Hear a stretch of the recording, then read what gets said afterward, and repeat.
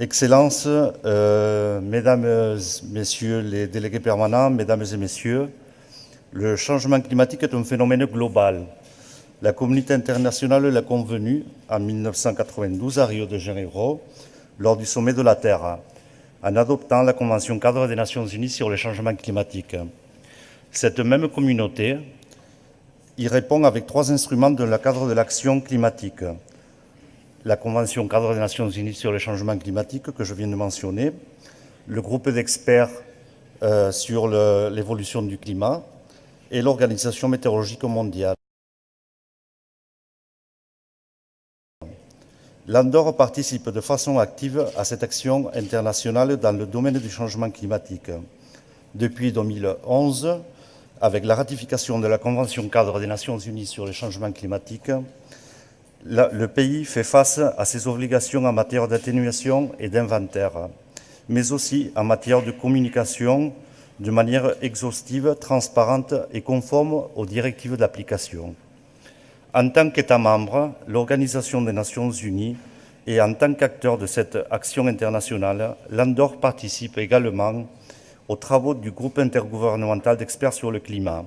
Le GIEC a pour mandat d'évaluer, sans préjudice, de manière méthodique, claire et objective, les informations scientifiques, techniques et socio-économiques disponibles sur le problème du changement climatique. Rappelons-le, le GIEC a été créé en novembre 1988 par 2 organes des Nations Unies, le Programme des Nations Unies pour l'environnement et l'Organisation météorologique mondiale. L'Organisation météorologique mondiale est née, et je cite le préambule de la Convention, dans le but de coordonner, normaliser et améliorer les activités météorologiques dans le monde et d'encourager l'échange efficace d'informations météorologiques et connexes entre les États dans l'intérêt des activités humaines. 193 États sont déjà membres aujourd'hui. Cet accord étant le reflet de l'une des activités les plus anciennes dans le domaine de la coopération internationale organisée.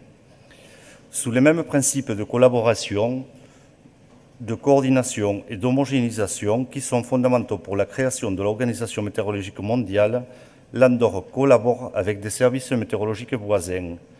Et je veux citer particulièrement la collaboration que l'Andorre maintient avec Météo France depuis presque 40 ans, mais aussi la collaboration que l'Andorre maintient également avec l'AEMET, l'Agencia Estatal de Meteorología de l'Espagne, et également des collaborations avec l'Association européenne des prédicteurs d'avalanches, étant donné la situation géographique de notre pays.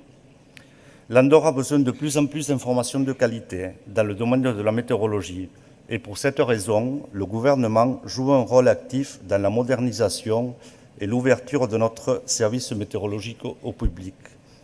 En sont la preuve les améliorations apportées aux stations et à l'infrastructure d'acquisition et de gestion de l'information, l'amélioration des moyens de diffusion de l'information ou la création du réseau d'observateurs météorologiques volontaires.